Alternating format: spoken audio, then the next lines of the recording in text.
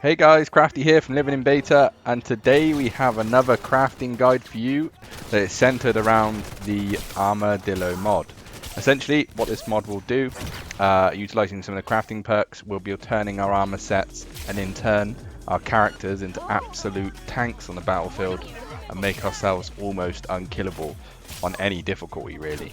Now of course we run through the location and pick up the schematic for the mod. We'll go through the crafting perks to use to get the most out of it, and then any other hints and tips that I have for you I will put out there as well as I see necessary. As always, if you're looking for a specific part, the info will be in the description, or you can use the handy chapter segments on the video timeline to get to where you want to go. So yeah, I'm looking forward to this one. It's always good to be tanky and unkillable, so let's get to it.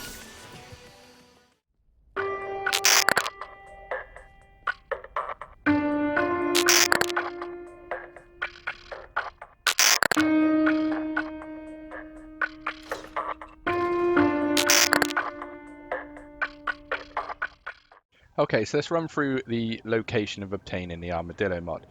At this point, it's probably good to say that you can find it randomly in the world, though it is very, very rare, and there's a chance that armor shops could also have it as well.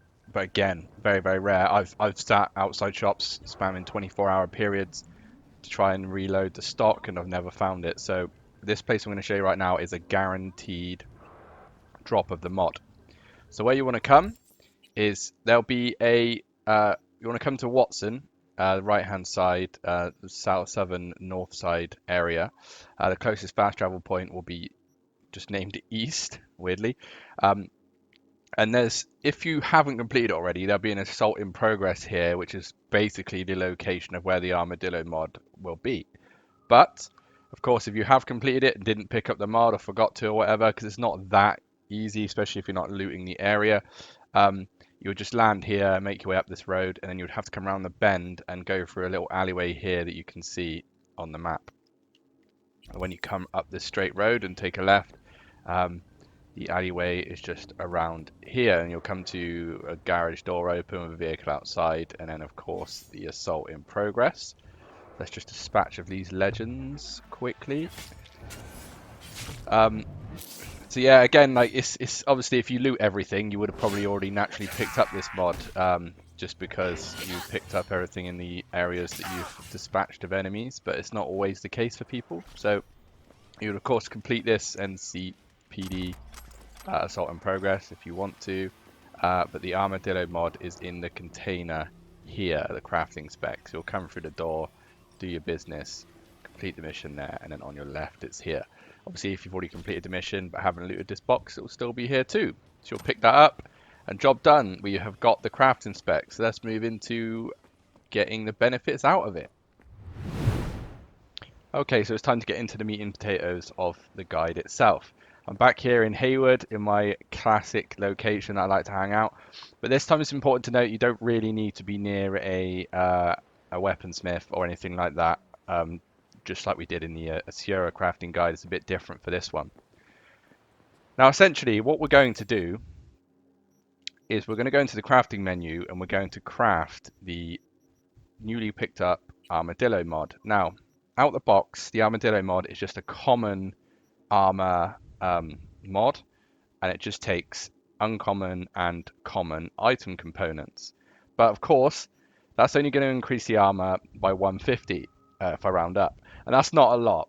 It's handy, but it's not what we want to do. So what we need to do is utilize perks in the crafting tree once again to make this better.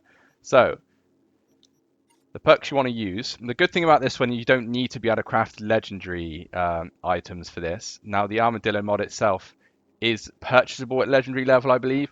But after spamming hundreds and hundreds of time across a couple of characters, I've never got what we're about to do, be able to proc to legendary. So I'm pretty sure epic is the best we can do.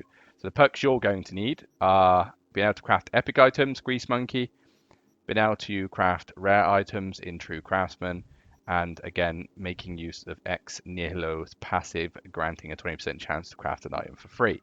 Now I also recommend cost optimization every time when it comes to crafting. I mean, reducing the component cost of crafting items by 30%, silly not to use it. Um, well worth. I fully recommend that. Everything else here is not necessarily that important for now. So what we're going to do, as I said, is we're going to make use of the Ex Nihilo perk. When we craft the Armadillo mod, it's going to be a common level, and only cost common components, but there's a chance it can proc it epic or rare level, which is basically much cheaper to make those items and purchasing, for example. So what you're going to want to do is just keep crafting the item um, as long as you want to. It is up to you, of course. It's basically how long can you sit here and do it, and it will obviously use the components here. There will be a limit to the components you'll be able to use, but there will be a few procs for the free version as well. So I'll just do this a couple more times and we'll go check our backpack. And then you'll go into your inventory, into your backpack, and you'll go to the attachment and mod section, and you'll see here all the new Armadillo mods that we've obviously created. Now, the one we were crafting was, of course, the common version, which gives you 150. Some of them have procced and gave us the uncommon version at 180. Weirdly, not that many, but a couple have procced to be rare at 2010, let's say 210, sorry. But you'll see there's so many have procced at epic level, increasing our armor by 240. Now that's really what we want to do. The cost of the components is very, very little, and we're only able to get an epic version of that armor mod, which is massive for us going forward. Now, just in case, quickly before we carry on, you're wondering where do we get these common and uncommon item components? Well, they're pretty much from disassembling most things. If you disassemble this here, for example, a couple of these common mods, you'll see that they're going up +3, +4 there. And also what I recommend, if you want to keep things like weapons, etc., to sell, these ones that you don't want, obviously we're looking for these epic versions of Armadillo, right? So these blue ones, common ones, if you don't want them, yes, they sell for 84 eddies and whatnot, but why not just disassemble them and get the components back? And on that note, there is another perk that I see beneficial for that. There's a perk here called Workshop. Disassembling items grants a 20% chance to gain a free component of the same quality as the one disassembled. Additionally, there's a 5% chance to gain a free component of higher. So if you get get all 3 slots in this, when you're disassembling things, you're not only going to get some components back, base 4 and 3, but there's a chance you may get more just because of that perk. So you'll just keep spamming, making the Armadillo until you've got enough clothing mods for your armor set. Now, when we go into armor sets, of course, every armor set can have 3 in the lower body, 3 in the head, upper body, head section, I guess. But in the upper body slots, you can have 4 mod slots, of course.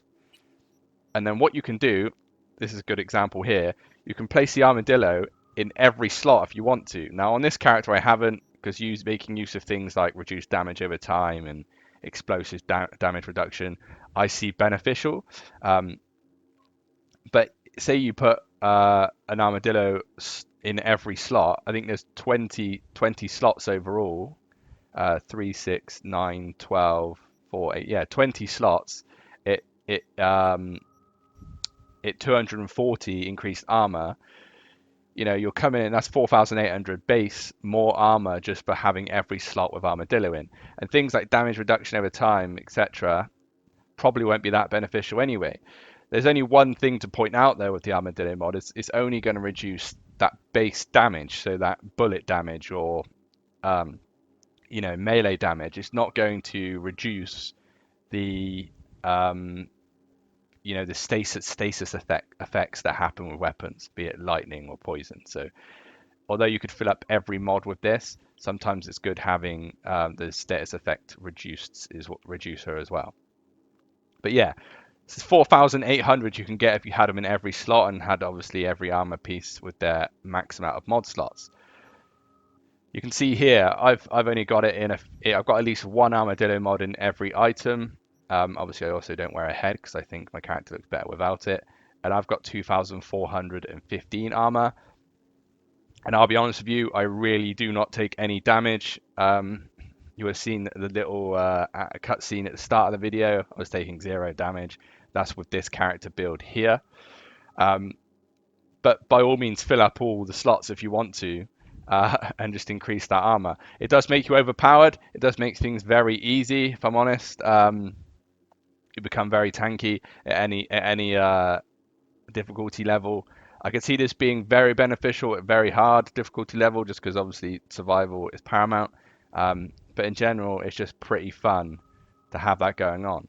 Now, there's obviously as well, I mentioned 4,800 if you have a Armadillo in every slot, but you also get increases from other areas, right? So if you're big into the technical ability, which you'd need to be anyway to get the benefit of this crafting, every level of this gives you a 5% increased armor, right? So not only would you have a base of 4,800 if you had one in every slot, you're also going to get more armor from this, which is going to be very beneficial as well.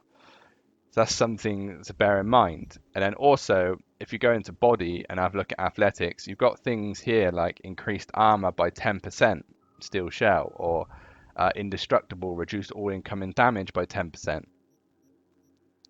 These things are also going to add to your character's overall armor rating, right? So it's just something to bear in mind. But you can as you can see, like you can really make yourself tanky to the point where things are just not even going to phase you. I mean, this character is a melee character. My aim at the start was to make her as fast as possible, but as nimble as possible, but also take as much damage, because when you're in melee, you of course don't want to. You're going to be up front and impersonal with people all the time, right?